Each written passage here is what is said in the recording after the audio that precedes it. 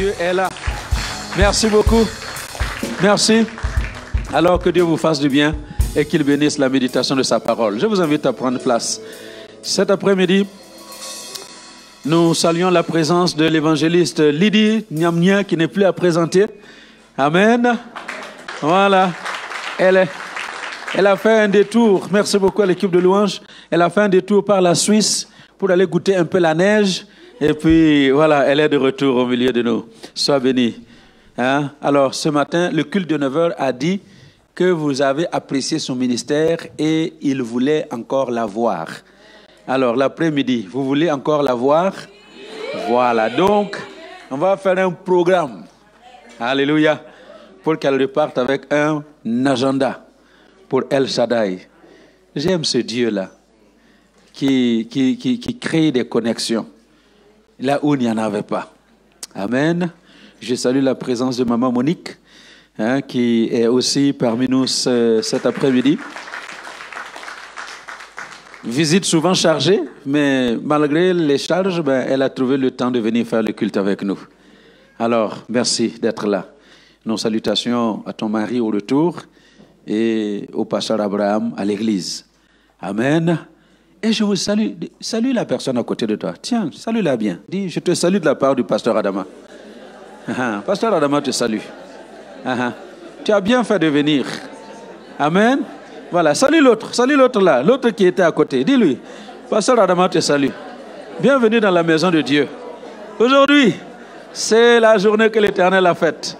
Elle sera pour toi un sujet de joie. Alléluia. Gloire à Dieu. Alors, depuis le 12 janvier, en fait, depuis le 31 décembre 2019, nous avons commencé le programme de Dieu pour l'année dans El Shaddai. Et depuis le 31 décembre, nous avons reçu de la part de Dieu que cette année 2020, c'est l'année de l'excellence. Et l'excellence, c'est ce qui ne peut être meilleur. Ce qui ne peut être meilleur. C'est la définition. Ce qui ne peut être meilleur. Ça veut dire que Dieu a quelque chose à te donner sur la terre, là. Quand on dit c'est meilleur, ce que Dieu va te donner, c'est plus que ça. Alléluia.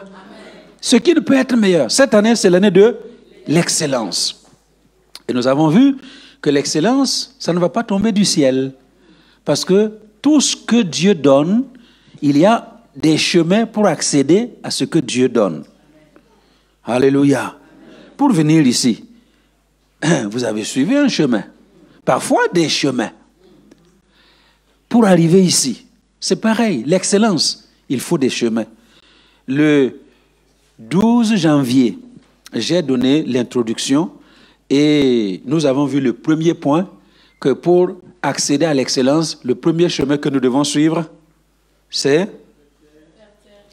faire taire les raisonnements humains. Faire taire les raisonnements humains. Et nous avons lu dans Nombre chapitre 14. Et je vous ramène dans ce passage-là pour vous enseigner le deuxième point. Nombre 14, versets 6 à 9. Alors, nous pouvons le lire à haute et intelligible voix. Si vous avez la force encore de vous lever, nous nous levons pour lire ça à haute et intelligible voix. Chacun lit de façon à s'entendre lire. Alors, nous lisons ensemble. Et parmi ceux qui avaient exploré le pays, Josué, fils de Nun, et Caleb, fils de Jephuné, déchirèrent leurs vêtements et parlèrent ainsi à toute l'assemblée des enfants d'Israël. Le pays que nous avons parcouru pour l'explorer est un pays très bon, excellent. Si l'Éternel nous est favorable, il nous mènera dans ce pays et nous le donnera. C'est un pays où coule le lait et le miel. Seulement, ne soyez point rebelles contre l'Éternel et ne craignez point les gens de ce pays, car ils nous serviront de pâture. Ils n'ont plus d'ombrage pour les couvrir. L'Éternel est avec nous. Ne les craignez point. Alléluia. Merci beaucoup. Je vous invite à vous asseoir. Donc, le premier point, pour accéder à l'excellence que Dieu a préparée, consiste à faire taire les raisonnements humains. Ils sont partis pour explorer le pays à 12. Et ce n'était pas 12 n'importe qui. C'était 12 chefs de chaque tribu. Donc des gens qui connaissent Dieu, des gens qui connaissent la parole de Dieu, des gens qui savent exactement ce que Dieu veut pour le peuple d'Israël. Ce n'était pas n'importe qui. C'est comme si aujourd'hui, on disait, ce sont les 12 prédicateurs, pasteurs, qui soutiennent les bras de pasteur Adama à El Shaddai. On les envoie faire quelque chose. Et ils sont tous partis, tous les 12. Et ils ont vu les mêmes choses. Ils ont marché dans les mêmes sentiers. Ils ont goûté les mêmes choses. Et quand ils sont revenus, 10 parmi les 12, qu'est-ce qu'ils ont dit? Le pays que tu nous as envoyé visiter, c'est un très bon pays. C'est vrai. Ils disent à la vérité, c'est un très bon pays. C'est un pays où coule le lait et le miel. Mais, dis à ton voisin, s'il te plaît, arrête les mains. Arrête les mains. Quand Dieu a parlé, n'ajoute pas main. Alléluia. C'est un bon pays. Il coule le lait et le miel. Mais, le peuple qui habite ce pays, ce sont des géants. Quand nous nous regardions là, on était comme des sauterelles. Et même quand ils nous regardent, ils nous voient comme des sauterelles. Comment est-ce qu'on peut prendre ce pays? Les murailles sont fortifiées. Ce sont les géants qui habitent ce pays. Et qu'est-ce que Dieu leur avait dit? Je vous envoie dans ce pays où coule le lait et le miel. Je vous le donne. Quand Dieu a ouvert la bouche pour te dire qu'il te donne, mais pourquoi tu vas commencer à raisonner? Et malheureusement, avec notre petite tête là, dis à ton voisin, ta petite tête là, hein, avec ton cerveau de quelques grammes, elle ne peut pas comprendre toute la pensée de Dieu. Donc tout ce que tu as à faire, dis-lui, tout ce que tu as à faire, avec ton petit cœur là, crois seulement et accepte seulement. Alléluia. Il faut laisser tomber tous les raisonnements humains. Les 10 là ont raisonné. Josué, vous avez vu, hein? Caleb, toi tu as vu, n'est-ce pas? Toi aussi tu as vu, hein? Moïse, toi tu n'étais pas là. Mais laissez-moi vous dire que si vous étiez là, même Moïse, toi-même tu allais trembler. Hein? Faites taire les raisonnements humains. Cette année, qu'est-ce que Dieu a dit? C'est l'année de l'excellence. Tu vas vivre l'excellence. Tu vas expérimenter l'excellence. Comment cela va se passer? Je n'en sais rien. Et ce n'est pas mon problème. Je sais une chose, c'est que ce que Dieu t'a promis, c'est ça qui va t'arriver. Alléluia. Alors j'enlève tous les raisonnements humains.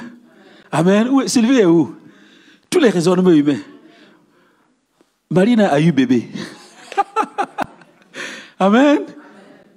Marina a accouché. Comment est-ce que c'est possible? Mais oui, c'est possible. Parce que Dieu est le Dieu qui fait au-delà de ce que nous pouvons imaginer, au-delà de ce que nous pouvons penser, au-delà de ce que nous pouvons lui demander.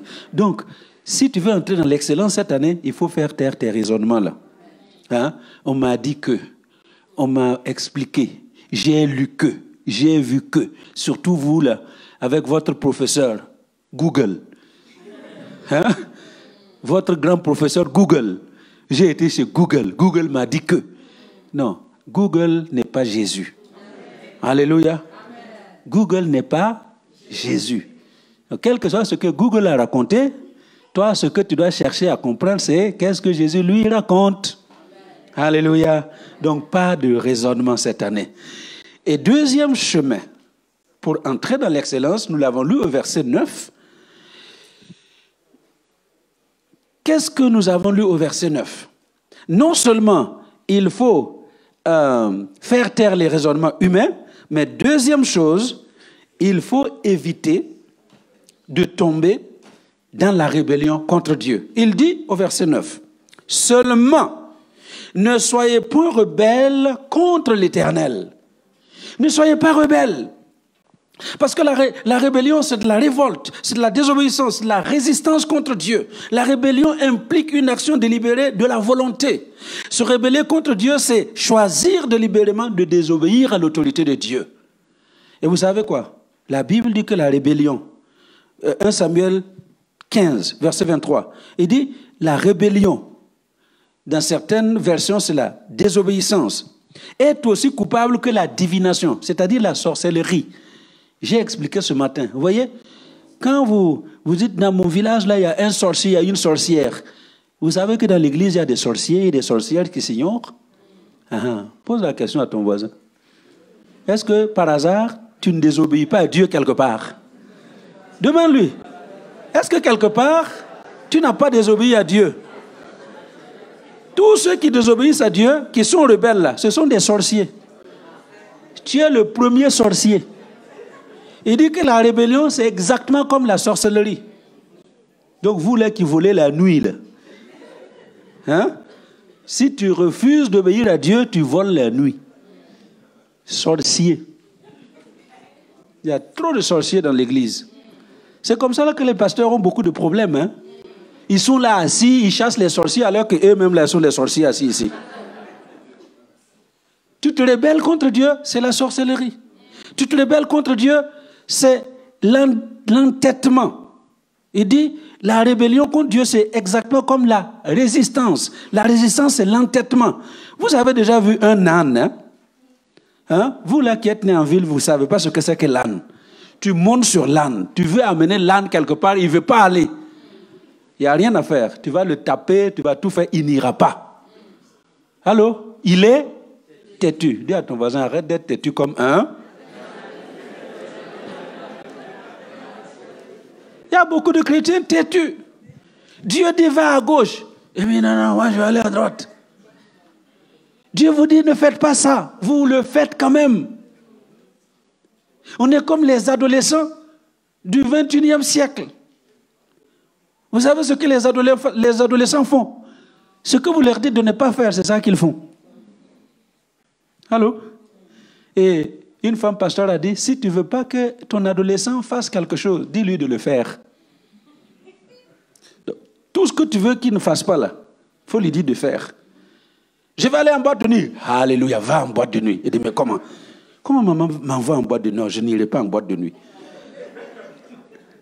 Vous voyez? Mais vous, on est là à se battre avec eux. Non, on ne part pas. Oui, je pars. Avec Dieu, beaucoup de chrétiens font ça. Ne fais pas, tu fais. Ne va pas, tu vas. Ça, c'est la désobéissance, c'est la rébellion. Et la Bible dit que même ça, la rébellion, c'est exactement comme l'idolâtrie. Lisez 1 Samuel 15, verset 23. C'est ce qu'il dit. C'est coupable que la divination, que la résistance, et il n'est pas moins que l'idolâtrie. Idolâtre, c'est exactement la même chose. Oui, regardez, ces gens-là qui sont assis dans leur forêt, ils sacrifient aux crocodiles. Il y a les poulets là qui les égorgent pour les crocodiles, parce qu'ils adorent les crocodiles. Toi-même, là, tu es pire que adorateur de crocodiles. Allô? Parce que tu n'obéis pas à Dieu. Il dit, c'est la même chose que l'idolâtrie. Dis à ton voisin, arrête d'être idolâtre, s'il te plaît. Il faut arrêter d'être idolâtre. Et pour ne pas être idolâtre, il faut adorer Dieu, obéir à Dieu. Dans l'Ancien Testament, la rébellion était tellement sérieuse qu'elle était punie de mort. Deutéronome 21, verset 21, verset 18 à 21. Et il ne s'agissait pas seulement de la rébellion contre Dieu, mais la rébellion contre l'autorité que Dieu a établie. Dieu a établi les parents comme autorité sur leurs enfants. Il a établi le pasteur comme autorité sur l'église. Il a établi ton patron comme ton autorité dans l'entreprise. Et chaque fois qu'on se rebelle contre cette autorité, c'est de la rébellion. Vous comprenez? Et voilà ce que nous lisons. Si un homme a un fils, indocile et rebelle, n'écoutant ni la voix de son père, ni la voix de sa mère, vous les enfants qui n'écoutez pas ni papa ni maman là, vous êtes des rebelles. Et écoutez ce que la Bible dit. Et ne leur obéissant pas même après qu'ils l'ont châtié. Il y a des enfants comme ça, tu as frappé, ils continuent de faire. Tu as négocié, ils continuent de faire. C'est de la rébellion. Il dit, le père et la mère le prendront et le mèneront vers les anciens de sa ville et à la porte du lieu qu'il habite. Ils diront aux anciens de la ville, voici notre fils qui est indocile et rebelle et n'écoute pas notre voix et qui se livre à des excès et à l'ivrognerie. Et tous les hommes de sa ville feront quoi? le lapideront et...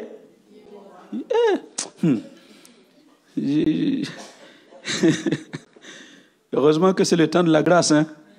Sinon, je ne sais pas combien d'enfants nous aurions encore dans nos maisons. Hein?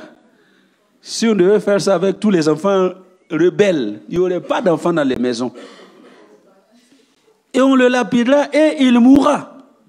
Et tu ôteras ainsi le mal du milieu de toi, afin que tout Israël entende et craigne. Est-ce que vous m'entendez?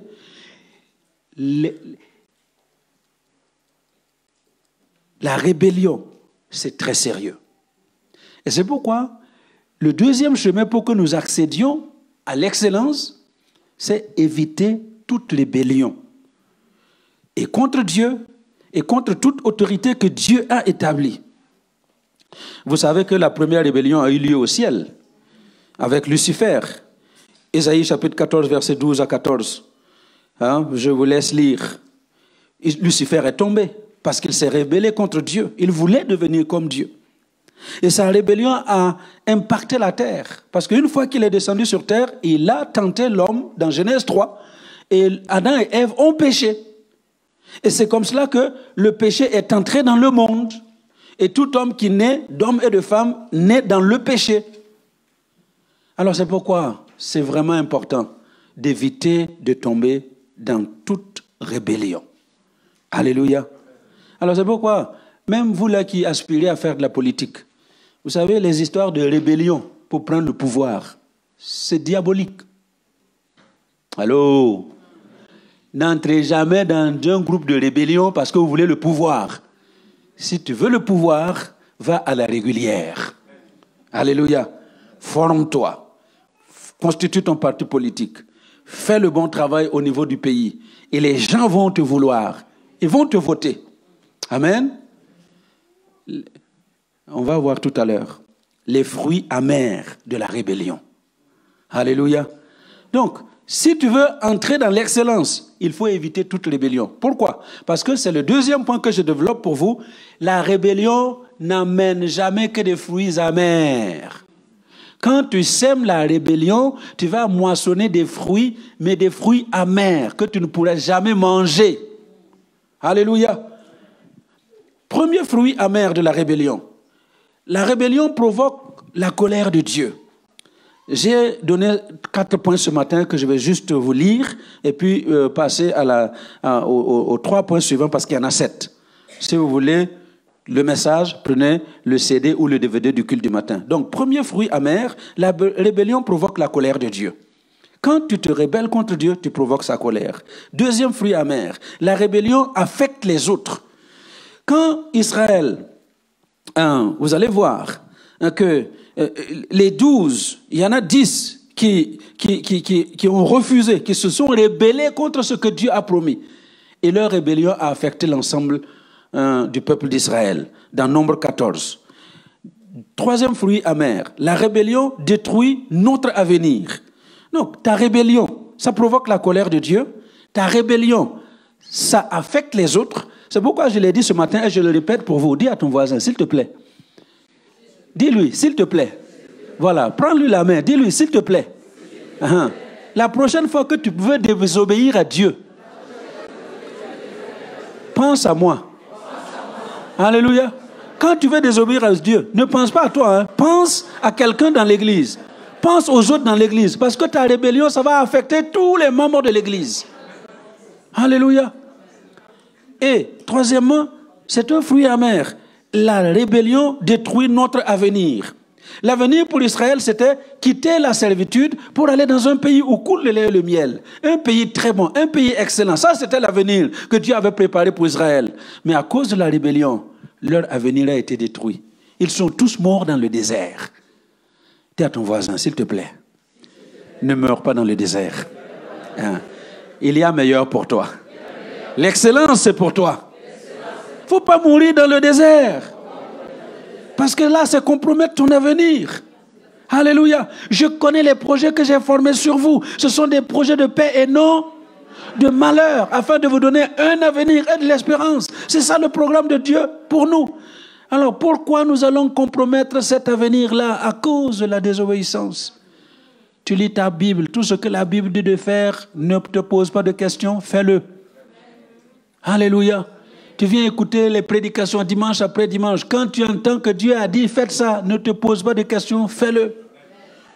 Parce qu'il se trouvera des gens pour venir te dire, mais est-ce que tu ne crois pas qu'on exagère un tout petit peu là dans votre histoire? Oui, qu'on exagère. Mais si c'est l'exagération de la Bible, eh bien je dis exagérer. Amen. Et quatrième chose, qu'est-ce que nous avons vu? La rébellion nous rétrograde. Ça nous ramène toujours en arrière. Ils se sont rebellés. Néhémie 9, versets 16 à 17. Ils se sont rebellés. Et qu'est-ce qu'ils ont dit? Nommons un chef et retournons en Égypte. Quand vous vous rebellez, vous allez vous commencer à imaginer que ce que vous avez abandonné là, c'était ça qui était meilleur. Regardez des esclaves, 430 ans dans l'esclavage, ils ont souffert. Et on les libère de cet esclavage et à un moment donné, ils disent non, retournons en Égypte. Les concombres là, c'était mieux que ce que nous mangeons ici dans le désert.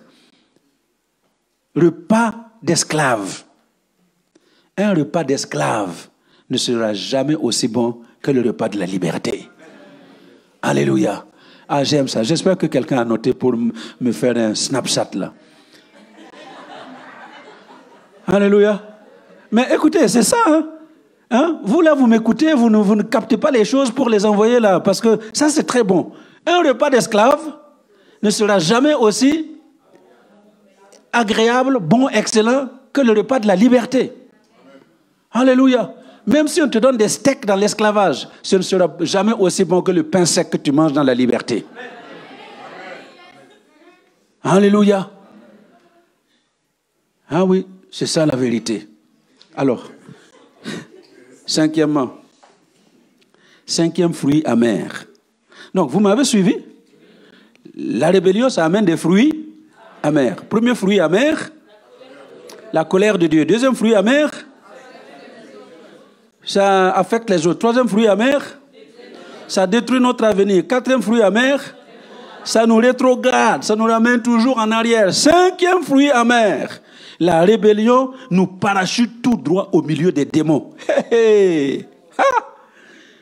La rébellion va t'amener au milieu des démons. Vous savez comment? Parce que les rebelles, leur lieu de résidence, ce sont les lieux arides. Et vous savez qui est dans les lieux arides? Ce sont les démons. Oh! Psaume 68, verset 7. Dieu donne une famille à ceux qui étaient abandonnés. Il délivre les captifs et les rend heureux. Les rebelles seuls habitent les lieux arides. Luc 11, verset 24. C'est Jésus qui parle. Lorsque un esprit impur est sorti d'un homme, il va dans les lieux là où les démons sont. Il va dans les lieux arides. Donc, quand tu te mets dans la rébellion contre Dieu, tu te retrouves dans les lieux arides, au milieu des démons. Alléluia. Donc, ce n'est pas étonnant que vous rencontriez des chrétiens, ils n'ont de chrétiens que la Bible qu'ils tiennent sous le bras. Ils n'ont de chrétiens que les chants qu'ils chantent avec les autres. Ils n'ont de chrétiens que quand ils sont au milieu des autres à l'église. Là, ce sont des chrétiens. Et on dit, il va à l'église, il va même à El Shaddai. À l'église de Bishop Dr. Adama Wedroro. Hey! Waouh! C'est là qu'il va. Tout chrétien, tout ce que tu as de chrétien, là, ça s'arrête là. Le samedi, on sait où on te trouve. Hein? N'est-ce pas? Et quand tu es en voyage, on s'imagine avec qui tu passes les nuits.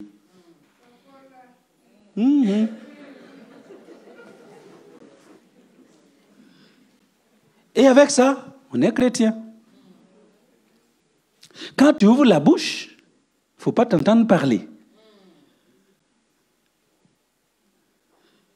Un chrétien qui dit mal des autres, c'est un chrétien? C'est quoi? Un crétin.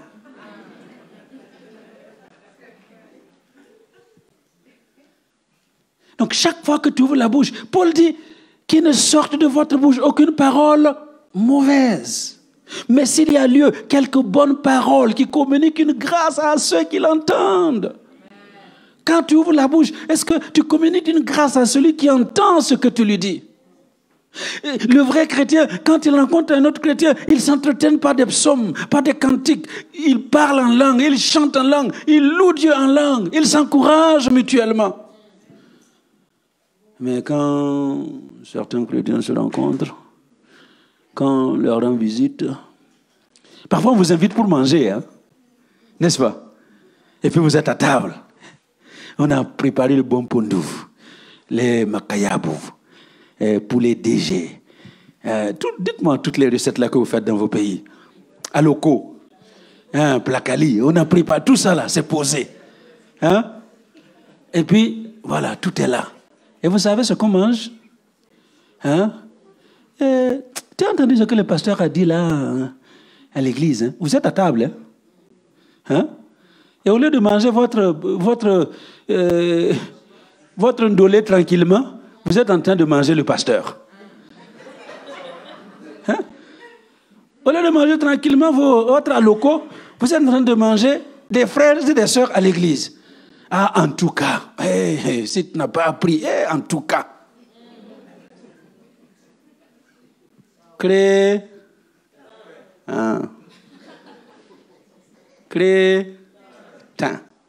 Ça, ce n'est pas l'attitude d'un chrétien. Alléluia. Et parce que ce sont des gens qui ont parachuté dans les lieux arides, au milieu des démons. Ils apprennent le langage des démons. Et ils dégagent les paroles des démons. Et quand ils agissent comme des démons. Quand vous regardez leurs yeux, ce sont des yeux de... Il y a des gens qui vous regardent, hein, vous-même, vous savez que ça, ce n'est pas le regard naturel. Ce n'est pas humain. Vous avez déjà vu ça, non? Hein? Vous voyez, quand quelqu'un est animé par les démons, ses yeux-là même changent. Vous regardez ça changer, ça envoie du feu là, piou, piou, comme ça. Que Dieu nous aide. Parce que la rébellion, ça nous amène au milieu des démons. Allez, sixièmement. Parce qu'il faut que je vous donne les 7 points et vous allez méditer à la maison. La rébellion ne se rattrape presque jamais. La rébellion contre Dieu, ça ne se rattrape presque jamais. Quand vous faites de la désobéissance, ça va être difficile de vous rattraper. Demandez à Saül, Saül, dont nous avons lu l'histoire dans le chapitre 1 Samuel 15. Hein? 1 Samuel 15. Il a désobéi, il n'a pas fait ce que Dieu lui a dit de faire. Et quand Samuel lui a dit, le Seigneur déchire le royaume de dessus toi, comme tu as déchiré le pan de ma robe, Dieu déchire ton royaume. Il est venu, il s'accroche, il dit non, non, non, mais trop tard. Dis à ton voisin, s'il te plaît, ne laisse pas les choses aller loin. Ça risque de devenir trop tard. Hébreux 12, versets 15 à 17, nous rappelle l'histoire d'Ésaü. Ésaü qui a désobéi à la parole de Dieu parce que Dieu lui avait tout donné. En tant qu'aîné, Dieu lui a tout donné. À un moment donné, il se dit non, cette affaire-là, c'est trop. Attendre là jusqu'à avoir la bénédiction de l'aîné, c'est trop loin. Alors que j'ai faim, donne-moi le haricot. Il a mangé, il a vendu son droit d'aînesse. Et quand le temps de la bénédiction arrive, il a supplié, il a tout fait. Il a dit à son père, est-ce qu'il n'y a plus de bénédiction pour moi? Et quand j'ai vu les paroles sortir de la bouche d'Isaac, waouh! Tu viens chercher bénédiction, on libère la malédiction. Tu seras sous ton petit frère. Il va dominer sur toi. C'est avec ton épée. Tu veux arriver quelque part, il faut que tu te battes avec l'épée. Psaume 127, verset 3. Vous connaissez ce passage-là? Ou c'est verset 2. Vous vous levez tôt le matin, vous vous couchez tard le soir. Et qu'est-ce que vous mangez? Le pain de la douleur. Il en donne autant à ses bien-aimés quand? Quand ils dorment pendant leur sommeil.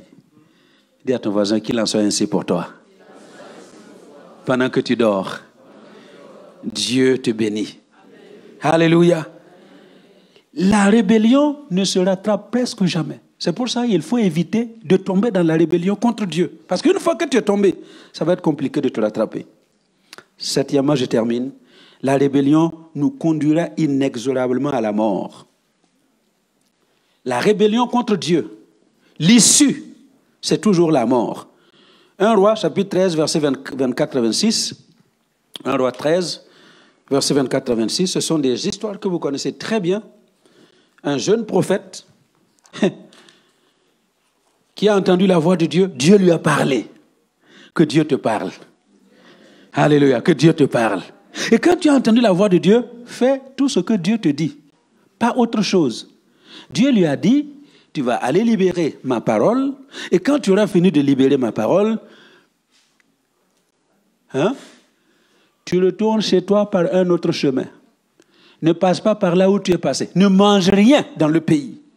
Vous savez, il y a des missions parfois comme ça. Dieu dit de ne rien manger. Quand Dieu dit de ne pas manger, même si on t'a préparé ton plat préféré, ne mange pas. Il y a des gens, le ventre là, ça tue beaucoup de gens. Pourvu que tu sens, ma fille, toi tu aimes quoi? C'est quoi que tu aimes là pour manger? Toi tu la connais, elle aime quoi? Attiéké banane. Avec du poisson. Attiéké poisson. Vous voyez? C'est pas elle, hein. C'est juste un exemple. Hein.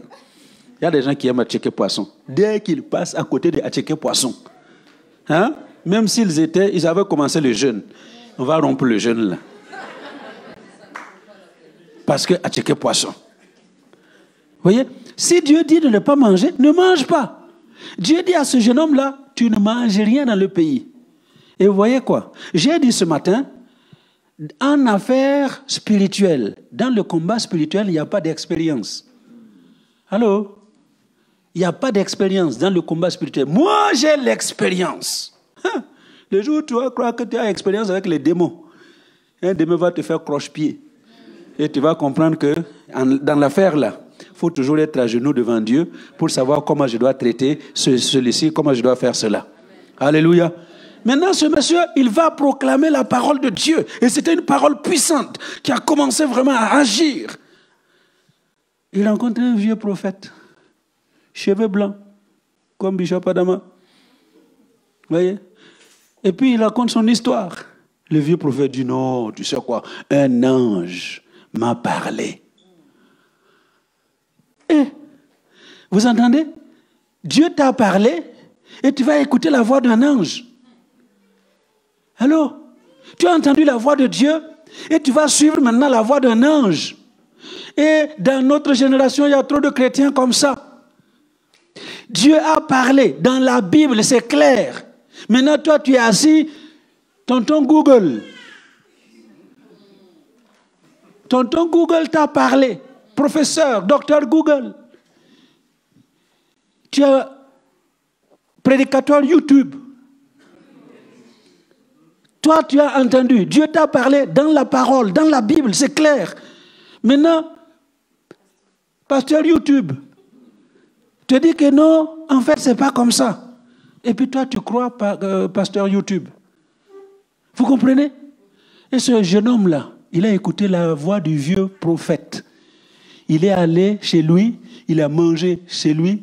Et quand il a commencé à manger, le vieux prophète parle. Il dit, ainsi parle l'Éternel. Maintenant, ce n'est plus l'ange qui parle. Maintenant, c'est Dieu qui parle. Il dit, ainsi parle l'Éternel. Parce que tu n'as pas obéi à la parole de Dieu. Parce que tu as été rebelle à la parole de Dieu. Tu n'arriveras pas chez toi. Et vous savez quoi? Il s'est levé. Il est monté sur son âne. Et puis, il est parti. Un lion l'a rencontré. Le lion l'a tué. Un lion qui, entre l'homme et l'âne, là, qui est plus gros? Un lion normal, il mange l'âne? Non, non, ce lion-là l'a rencontré, l'a tué lui, s'est assis à côté et l'âne était là. La rébellion, ça va toujours amener à la mort. Pas seulement la mort spirituelle, mais même la mort physique. Alors, il faut éviter de se rebeller contre Dieu. Il faut éviter de se rebeller contre la parole de Dieu. C'est comme ça que nous allons entrer dans l'excellence que le Seigneur a promise. Est-ce que j'ai une femme aujourd'hui qui me dira, pasteur, me voici. Moi, je me lève et je vais marcher dans le plan de Dieu, dans le programme de Dieu, selon la parole de Dieu. Je ne suivrai pas des voix d'anges, ni des pasteurs YouTube. Moi, je vais te suivre. Et si c'est ça ta détermination, eh bien, tu vas entrer dans l'excellence. Soyez bénis. Au nom de Jésus. Alléluia. Wow, le temps passe, mais j'aimerais qu'on se lève et on va prier. Et je l'ai dit, prenez quelqu'un, pas au hasard, hein, prenez quelqu'un que vous aimez. Parce que ici, là, c'est une parole où on libère des choses pour les gens qu'on aime. Et quelqu'un que vous savez qu'il vous aime. C'est pas quelqu'un qui va, hein, sa bouche dit bénis-le, alors que son cœur dit maudis-le. Hein? Il y a des gens comme ça.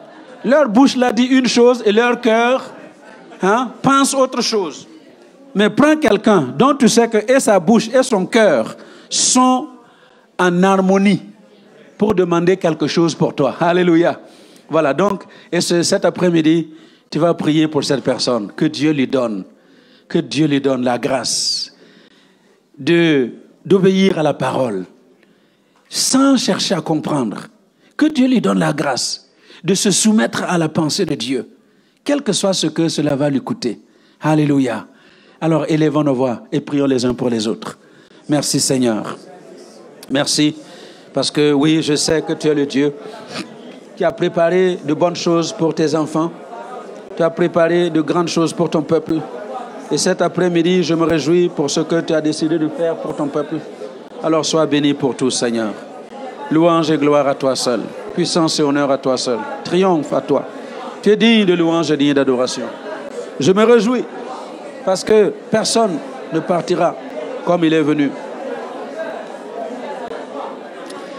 Merci infiniment. Merci Jésus.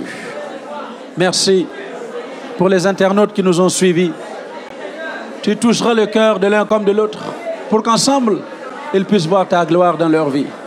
Au nom de Jésus. Soyez bénis. Au nom de Jésus. Amen. Alléluia. Acclame bien le Seigneur.